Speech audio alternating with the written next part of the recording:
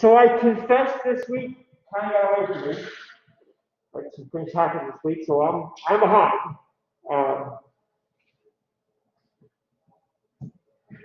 so the good news is there's not going to be a quiz this week, but we will be because they're after making me up there. So we'll do that next week. I also owe you a video that I'll make probably today.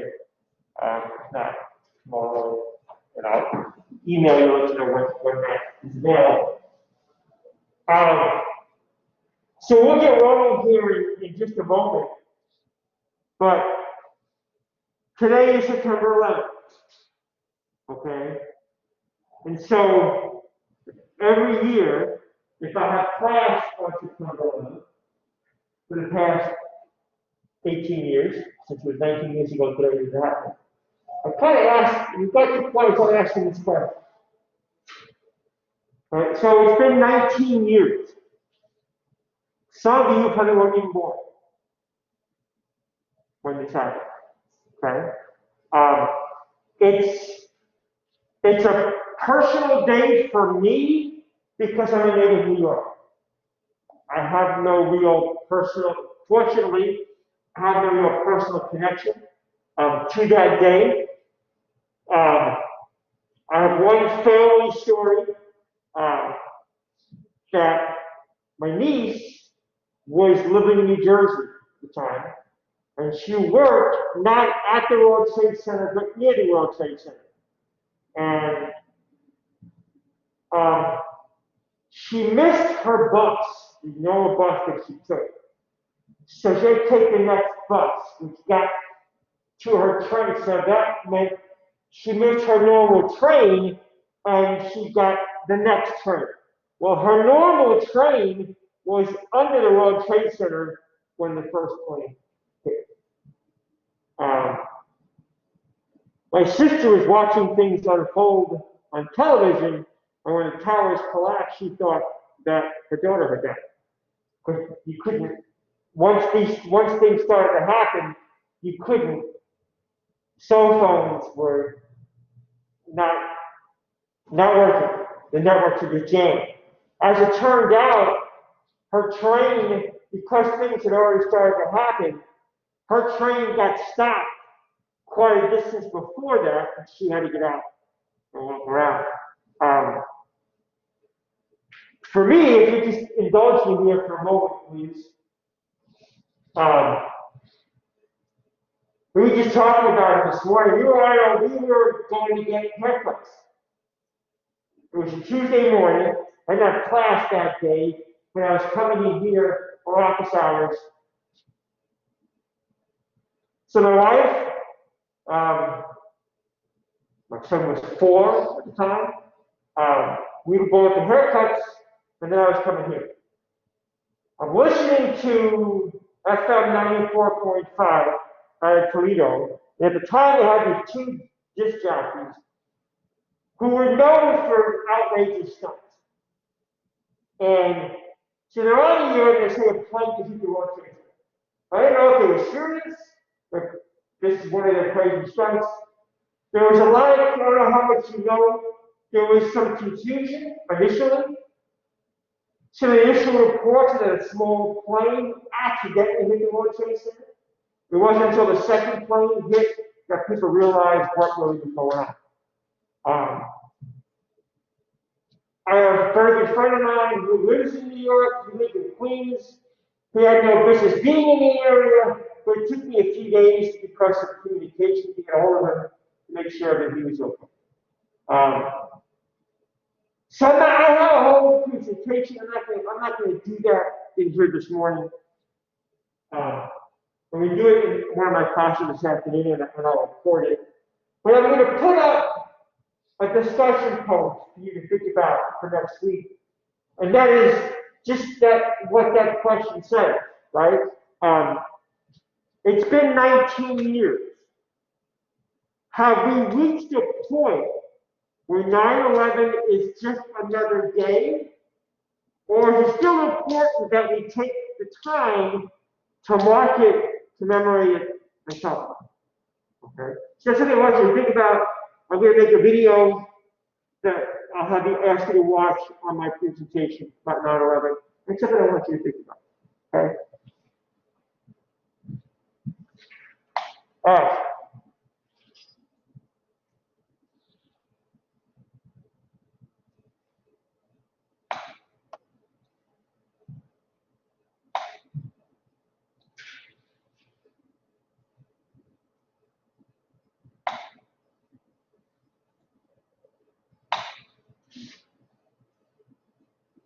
So I got one more to finish up today about the brain and the nervous system before we move on.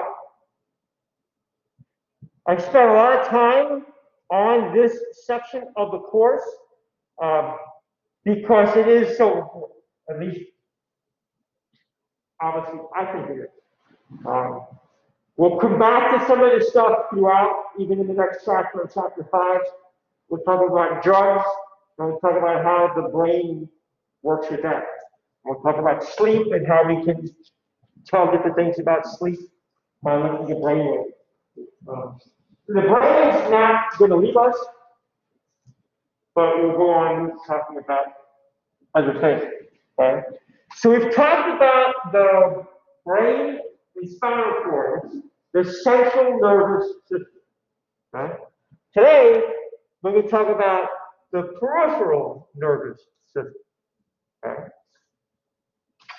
So the peripheral nervous system is divided into the somatic and autonomic. So first, I have a little demonstration. Okay, are you ready? Okay, so what happened, right? So I threw this paper around. Okay, my aim was terrible. But if you notice, what did she do? She kind of closed her eyes and she ducked her head down because this paper was coming at her. Okay, so let's think about what had to happen for her to be able to do this. It's really quite remarkable. So first thing that has to happen is what? Her eyes see this paper balled up coming towards her, right?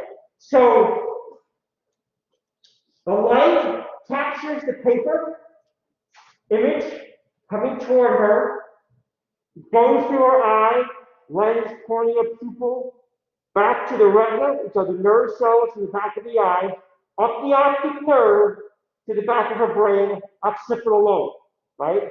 So first, she sees this balled up white object coming toward her. Her association cortex has to interpret what this is. Oh, it's a balled up piece of paper that's heading right towards my head. Okay? So that sends her brain then sends messages through a peripheral nervous system to that nervous system that says, don't, right? And she went, right? She never was in much danger because my aim was terrible, okay? Right? But it's amazing to think about everything that happened, I can't set my fingers here, just like that, right? In a split second. All these things happened inside her brain. Her eyes saw the paper, transmitted it to the back of her occipital lobe. Her association cortex attaches meaning to it. What's happening here? Oh, a piece of paper is hurtling at high speed toward my head. What should I do? Right? She has to decide what course of action. She could try to catch it. She could get it out of the way. What's she going to do? Right? She's making a decision. My decision is I'm just going to up here if I just duck my head up the bottom. So she's sending messages through a somatic nervous system down her spinal cord for the muscles in her neck to go up that way, and the paper sails over her head. Okay? So the somatic nervous system controls voluntary muscle movement. The fact that she was able to move her neck out of the way. On Tuesday, I had much better aim, and the person I threw it at caught it. Okay? So when you caught it, I ducked out of the way. The somatic nervous system controls your voluntary muscles. The autonomic nervous system controls basic life functions, heartbeat, breathing, the things we talked about regulated in the hindbrain. It's called the autonomic nervous system because these things are automatic. She made a voluntary decision to move her neck and duck her head out of the way. You don't have to make a voluntary decision to tell your heart to beat and your lungs to breathe. It happens automatically. So these processes that happen automatically, we talk about the autonomic nervous system.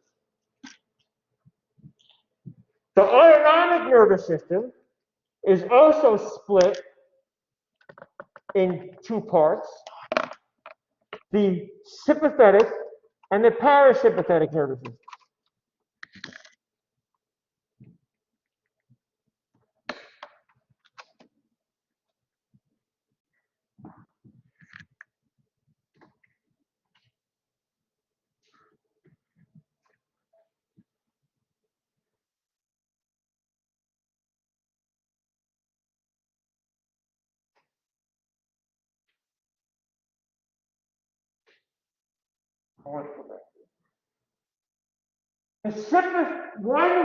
So we got sympathetic and parasympathetic, okay? In times of some kind of emergency, the sympathetic nervous system is responsible for physiological arousal.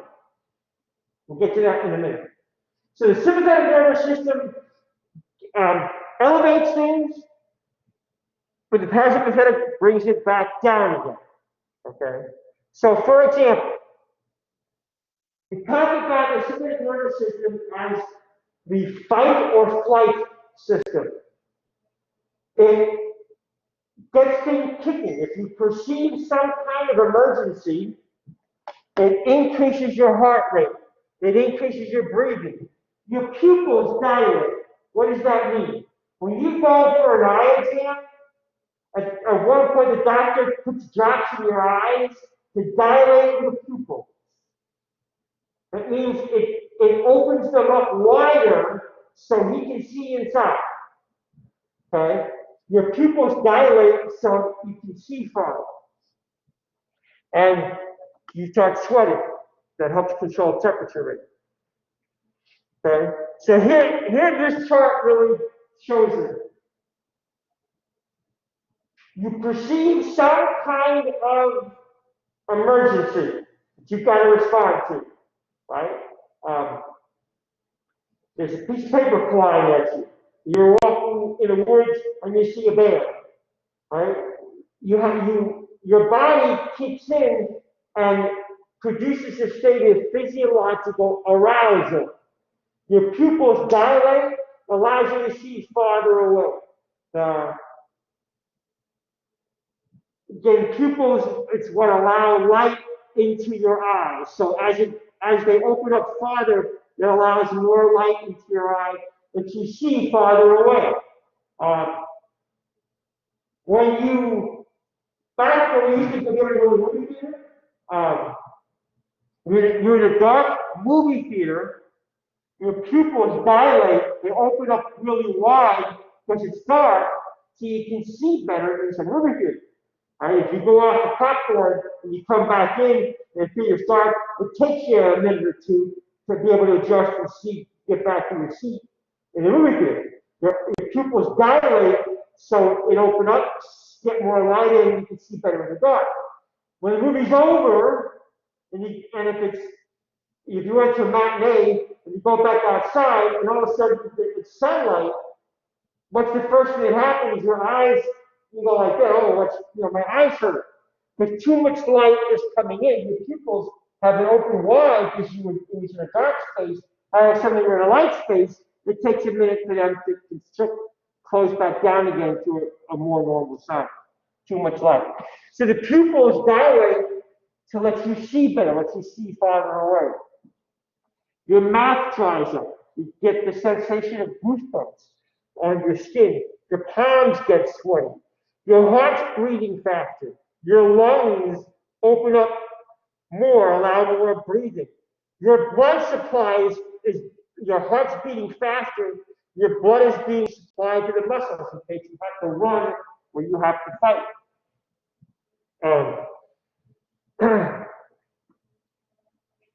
What happens?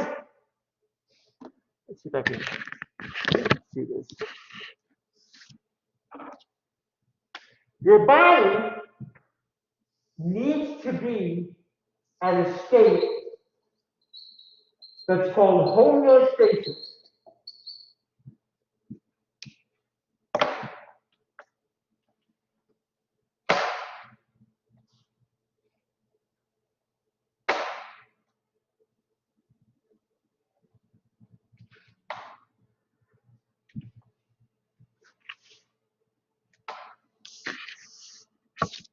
That's not too good. Homeostasis, okay? Which is your sort of normal resting rate. Okay? So if the sympathetic nervous system produces arousal, that's the sympathetic, which ratchets things up, but you can't stay up here. You can't stay in this heightened state of arousal. At some point, you got to come back down again, because our body likes to be at this even keel. So we need something to bring us back down again, and that's the parasympathetic.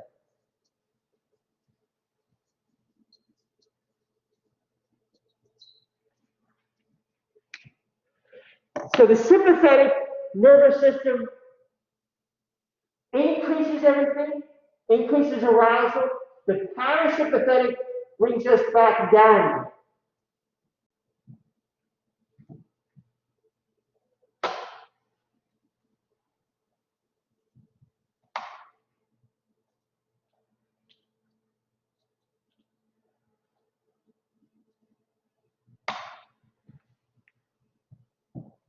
So let me share with you a story about a time when somebody was literally scared to death. And it's all because sympathetic and parasympathetic nervous system. So, as you may know, hazing, what fraternities and sororities, more fraternities used to do, different kinds of initiations and pledges, it's now illegal. And part of the reason why is because of the incident that happened at St. John's University down in Queens, New York, near where I used to live. What they did is this fraternity took a pledge, blindfolded him, took him out to a remote area, and tied him to railroad tracks. Okay? So he's blindfolded. We can tell he's being tied to railroad tracks. But he can't see, so he doesn't know that it's just said double tracks like this. He doesn't know that. He just knows it's like a railroad track. And then he hears the sound of a train whistle. He hears the sound of a train coming toward him. And it's getting louder and louder and louder. Right? So, of course, he's terrified. He thinks this train's about to run over. Okay, guys, I get it. Joke's on me. You can let them go now. They don't. Right? They're on the time. Lay there.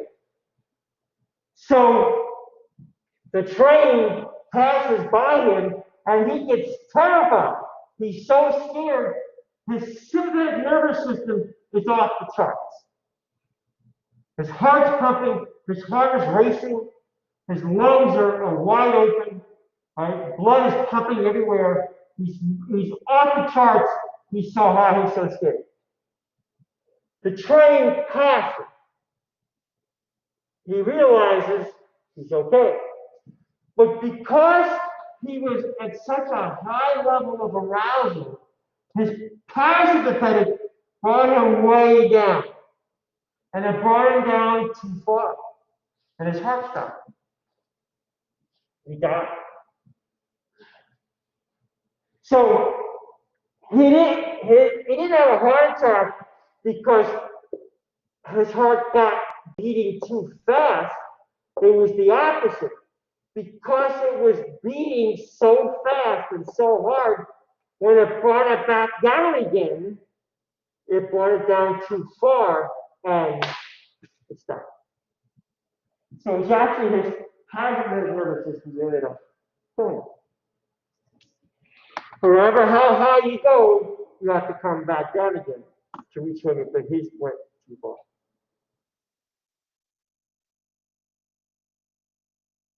There's another part of the brain, this pituitary gland, which you can see in the middle of your brain, and that's responsible for hormones and sending hormone messages throughout your system. Hormones are responsible for genital development, sexual development, among other things.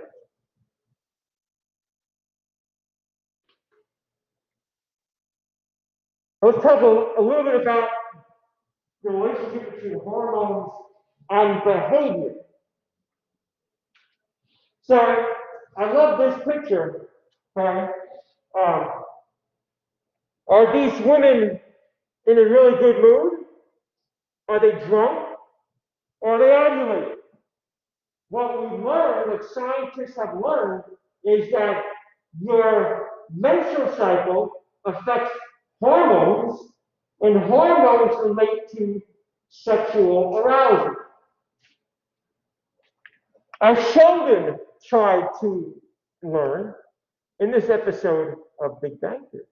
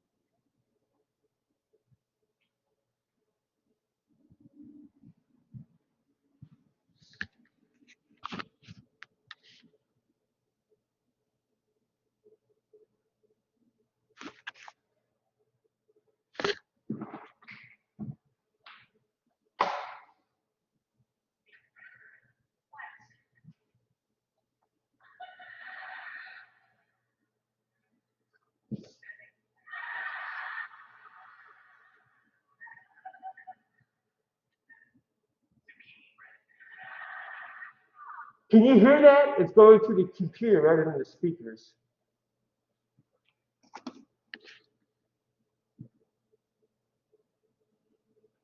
I don't know why.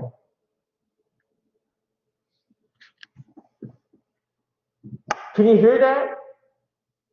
Yes?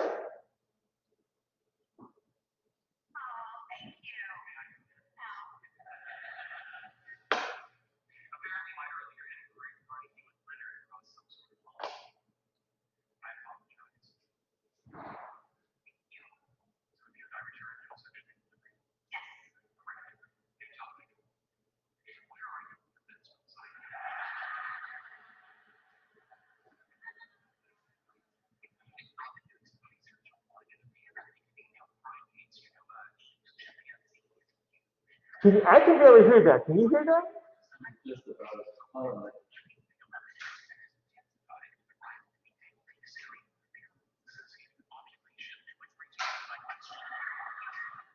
Well, you have to try to watch that.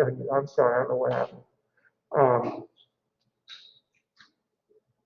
he's asking her where she is in her menstrual cycle because he's been doing research, and at a certain point in the menstrual cycle, you produce more pheromones, and he's saying female primates become more jealous of rivals, and so he thinks that's what happens with them. It was funnier if you could hear it and hear him say it.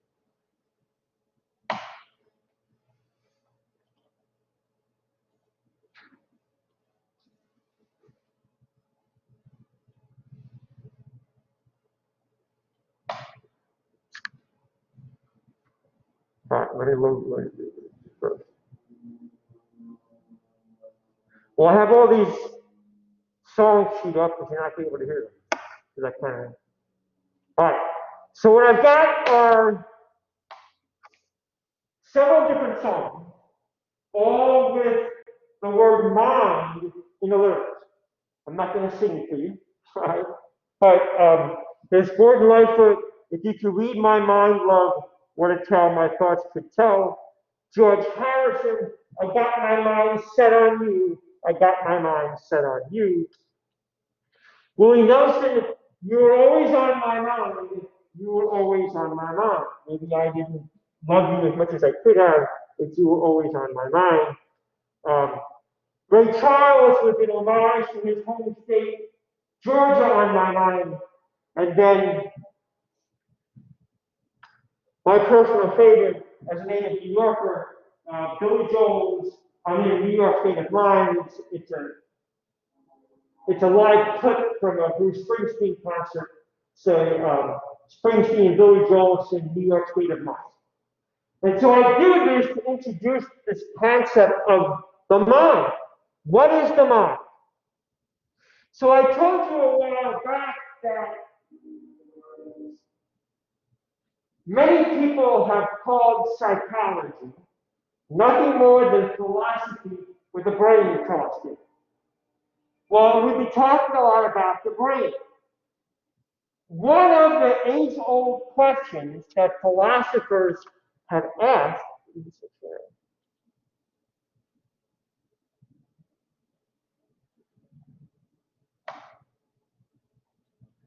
one of the age-old questions that philosophers have asked is, what is this thing called the mind?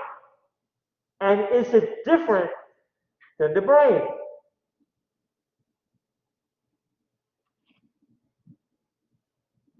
So the brain is this physical thing inside our head. But is that the same thing as feelings, thoughts, emotions? Where do they come from? Right? When Gordon Lightfoot sings, "You are on my mind, Lord, what a tale my thoughts could tell." He's expressing emotion, he's expressing feelings and thoughts, right? He's in love with this woman, and he sings this song, he writes this song that if you could read my mind, what a tale my thoughts could tell. Because I'm in love with you, I'm always thinking about you. So where does that come from?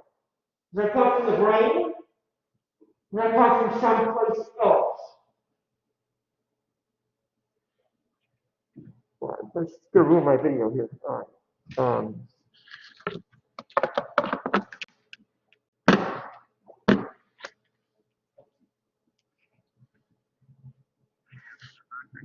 Hi, this is Dr. Hurwitz. I'm in Main 22, and the sound from the computer is coming through the computer and not the speakers. Thank you.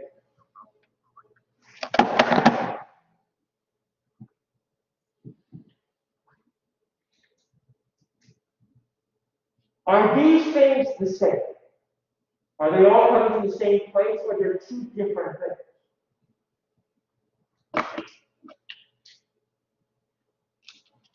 So we go back to Rene Descartes, this French philosopher, from what you can see a long, long time ago, hundreds of years ago. Right? And he thought about this a lot. And he thinks about it as two different things. When I move my hand, my mind causes my body to move. When I stub my toe, my body causes my mind to experience pain. So he's associating the mind and the brain as two different things. They're two independent parts of us that interact with each other. He doesn't believe it's the same thing. He believes it's coming from two different things.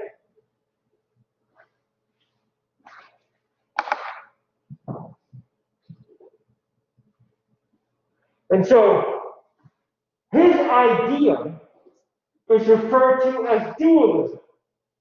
That the mind is not a physical structure. The brain is a physical structure. The mind is something different. And he believed the mind and the brain interact with each other in the middle of the brain, in this pineal gland. But he envisioned the mind as something that was not physical. It's different. Emotions, thoughts. They don't come from the brain, they come from someplace else. This thing you call the mind. You can't see it, you can't touch it. Someone says, you've lost your mind. Well, where? Where did I lose it? Where is it? Where's my mind? I misplaced my mind. Where did it go? Descartes says you can't see it. It's just there. Right? That there is some physical stimuli, sensory stimuli, cause vibrations in the brain, but it is picked up by this pineal gland, and that generates the non-physical aspects of the mind, awareness. I think, therefore I am. Thoughts verify that we exist, but they're separate. It's not part of the brain, it's outside the brain somehow. It's mystical, and it interacts with the brain. So this has led to this debate within philosophy and within psychology. There are some who, along with Descartes, believe that the mind and the body are two different things. Dualism. They encounter each other with two different things. Then there are those. Just in time.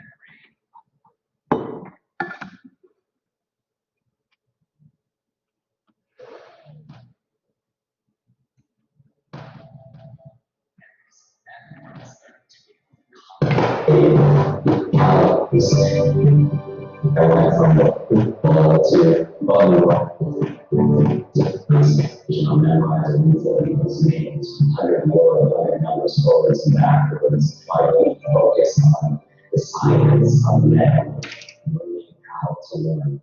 I think if there's one skill to master in the 21st century, it's our ability to learn, why, Something get unplugged? Faster Something than get our unplugged? environment.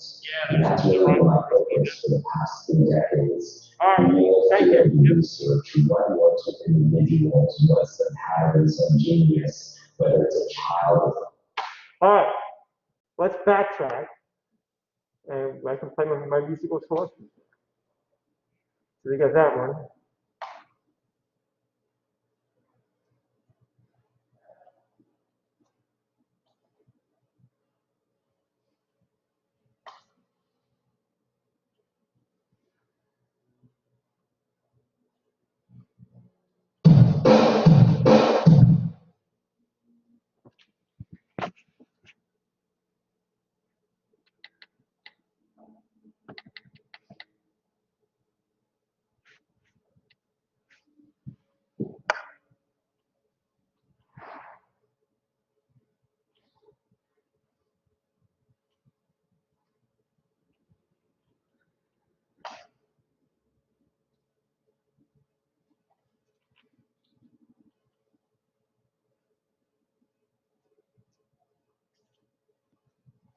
It's easy.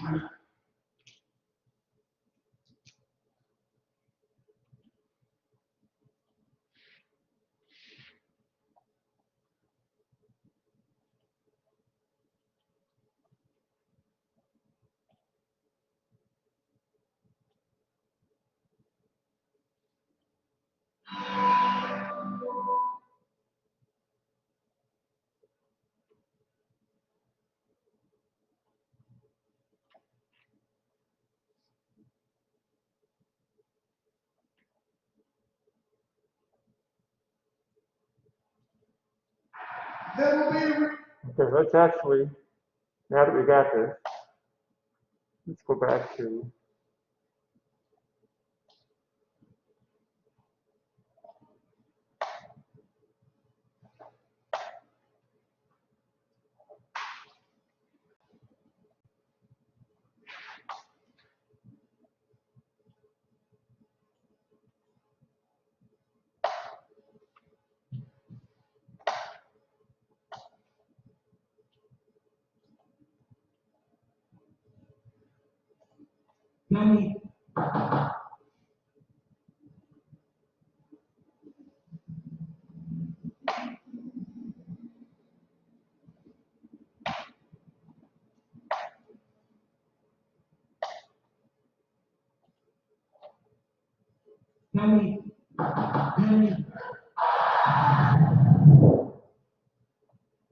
okay. What's that?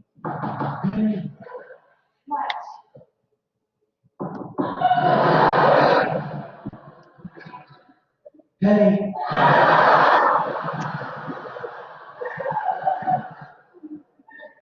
Zucchini bread. Oh, thank you. No. I see. Apparently, my earlier inquiry regarding you and Leonard caused some sort of wrong. I apologize. Oh, thank you. So have you and I returned to associate delivery? Yes. Great. New topic. Where are you in the menstrual cycle?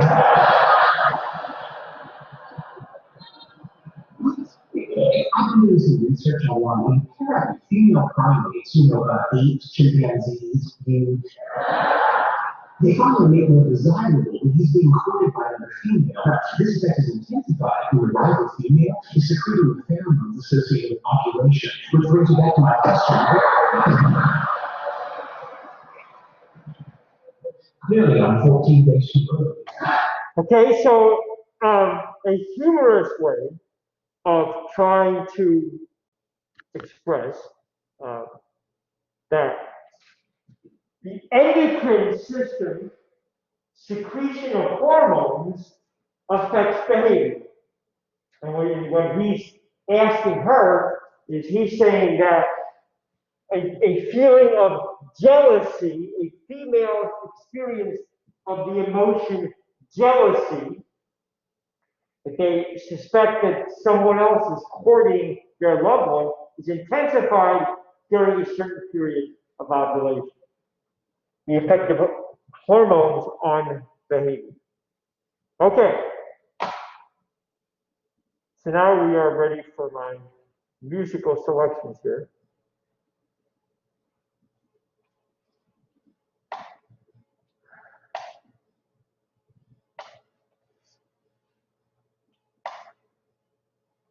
I'll just play a little snippet of these things just so you can get the main lyric.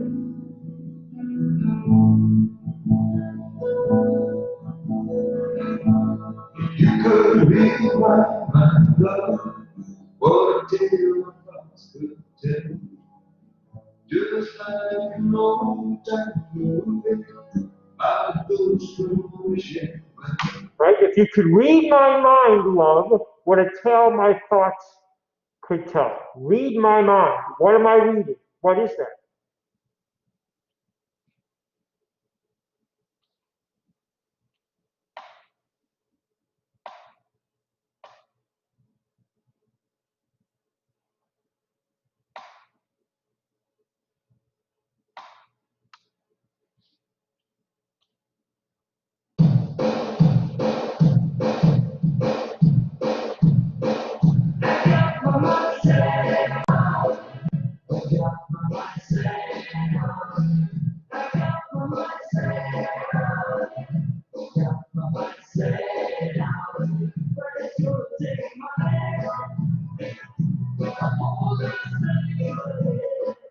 Right?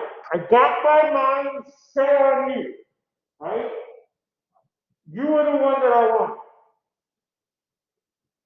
I got my mind set on you. What exactly is that? What is it that you've got set on you?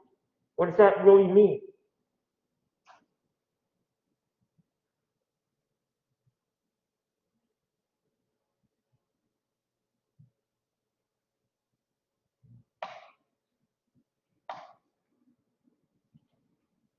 Perfect fantasy contest for creators only to thinkers, which will make game day even more perfect. We found.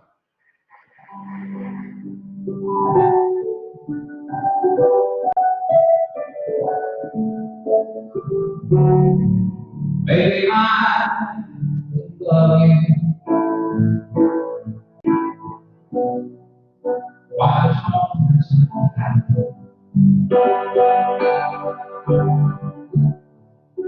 baby, I need you. Why still touch you out? If I made you selfish, girl, I'm sorry I was mine. You were always on my mind. You were always on. Right? So he's pouring his heart out. Right? This is a love ballad. Listen, I realize I've screwed up, right? And every guy is in this position at some point in their life, such okay? Because we're not very good at always showing how we feel. He's saying, look, if I haven't shown you how much I love you, if I haven't told you how much I love you, baby, I'm sorry. But you are always on my mind. You gonna buy that? Is that gonna be good enough for you? Maybe not, right? Right? But you're always on my mind. What are you always on? My what? Left hemisphere? Right hemisphere? What do you want?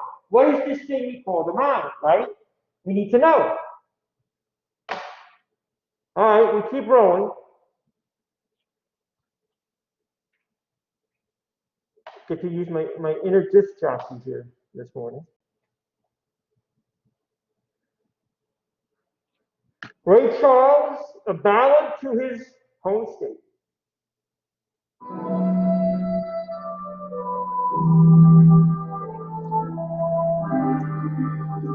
Every time I say so,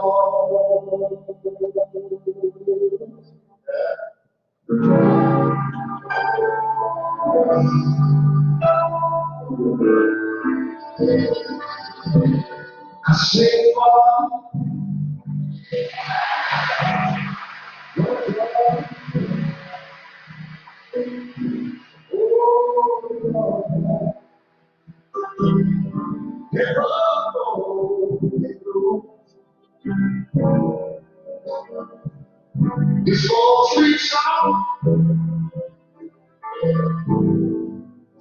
I'm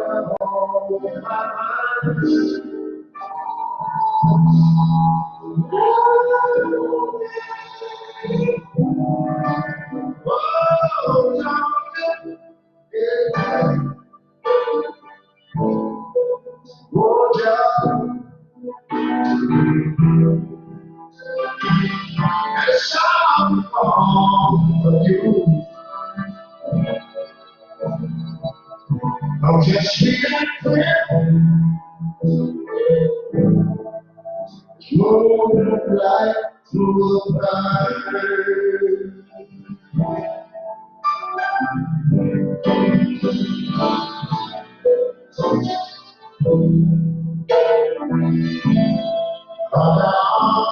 Reach out to me.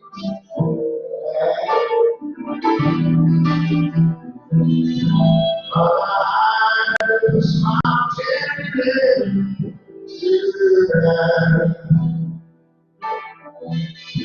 hearing people in my city, but I know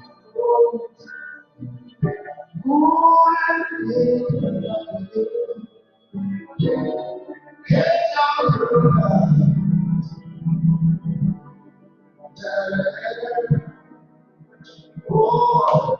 And so you probably don't know who Ray Charles was. He was a famous singer back in the 60s. And he's saying no matter where around the world he's traveled, Georgia is always on his mind. And then you got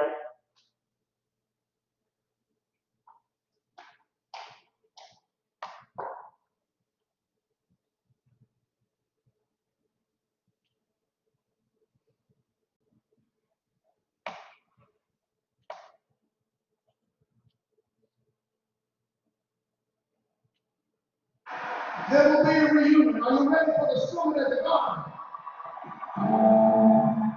Are you ready for the greatest and toughest summer meeting right here right now? Because Long Island is about to meet New Jersey on the neutral ground of New York City. So I knocked him back and came of Long Island to come on there and meet the East Street Band. Mr. Billy Joel.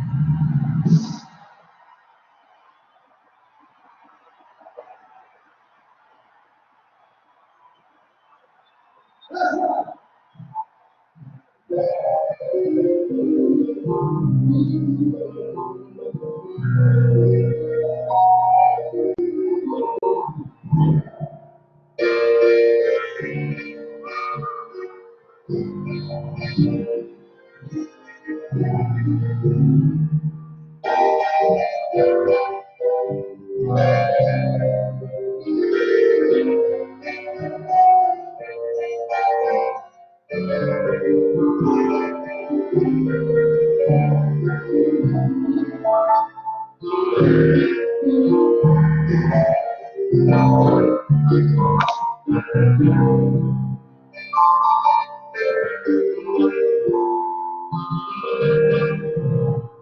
Some folks like to get away.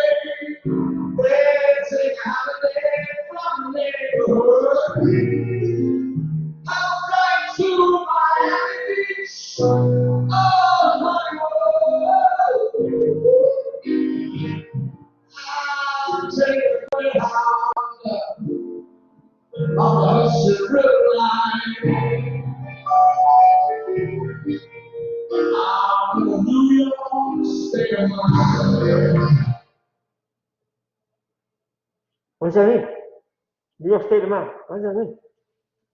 By the way, let me give a little geography lesson here.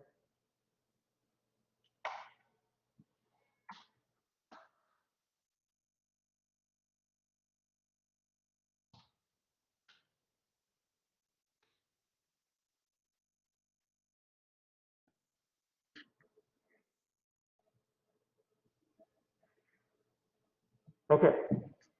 So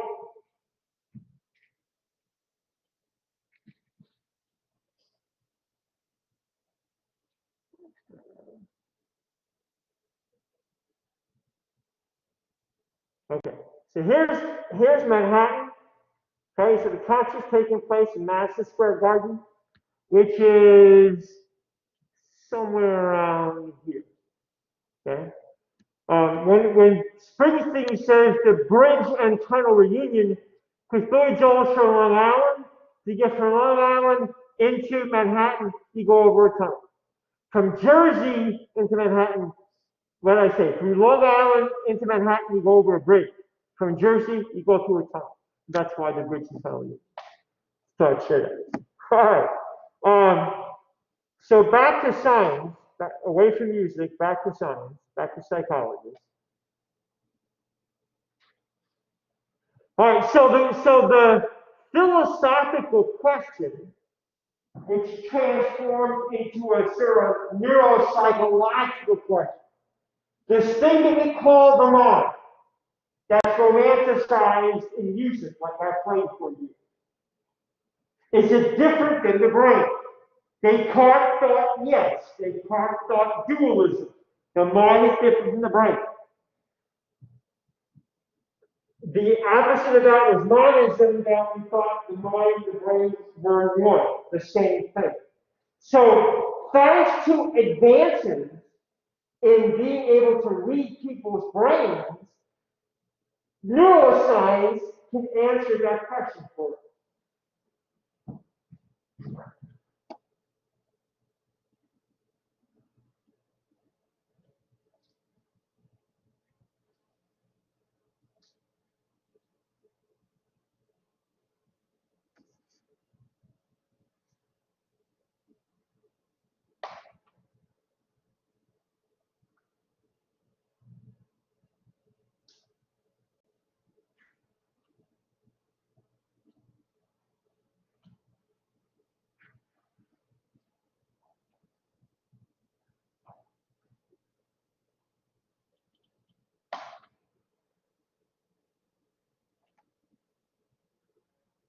Jason Smith. Look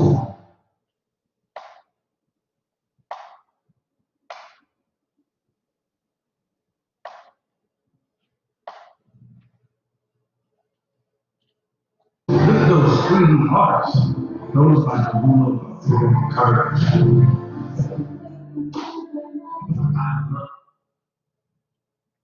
Who among us hasn't wished we could read someone else's mind, know exactly what they're thinking? Well, that's impossible, of course, since our thoughts are, more than anything else, our own. Private, personal, unreachable. Or at least that's what we always thought. As we reported last fall, advances in neuroscience have shown that on a physical level, our thoughts are actually a vast network of neurons firing all across our brains. So if that brain activity could be identified and analyzed, could our thoughts be decoded? Could our minds be read? Well, a team of scientists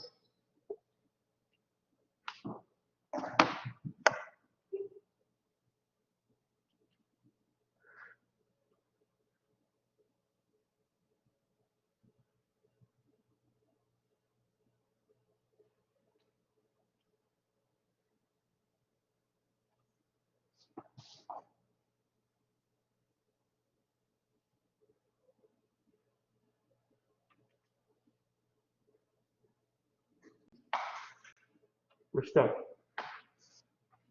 She's asking, what is she saying?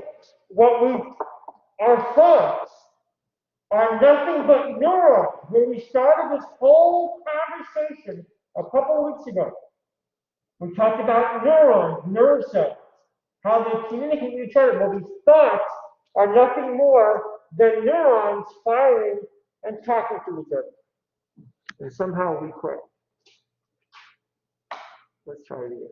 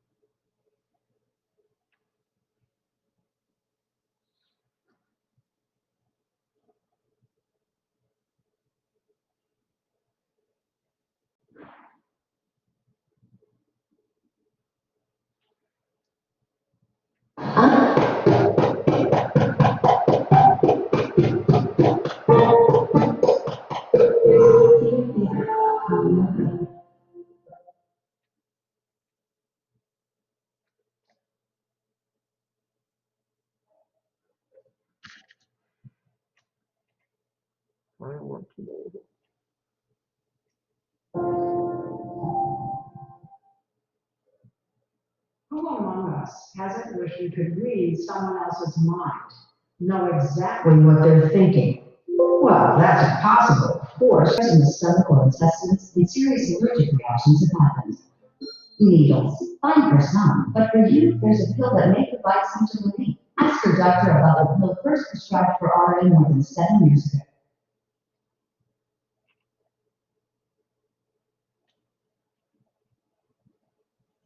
Xeljanz, an injection. In Carnegie Mellon's scanner room, 2 floors underground, I'll see. a steady stream of research subjects come to have their brains and thoughts read in this MRI machine.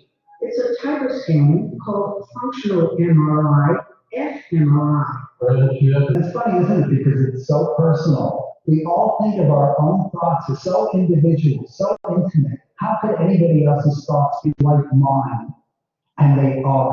It's feelings too. Yes, feelings. Now, obviously, people think very different thoughts. But, people choose to do different things with their bodies, but they all walk putting one foot in front of the other. Nobody walks sideways, walks backwards systematically. There's something about the biological apparatus that makes you act in a certain way with your body. And I don't think we realize the degree to which the biological apparatus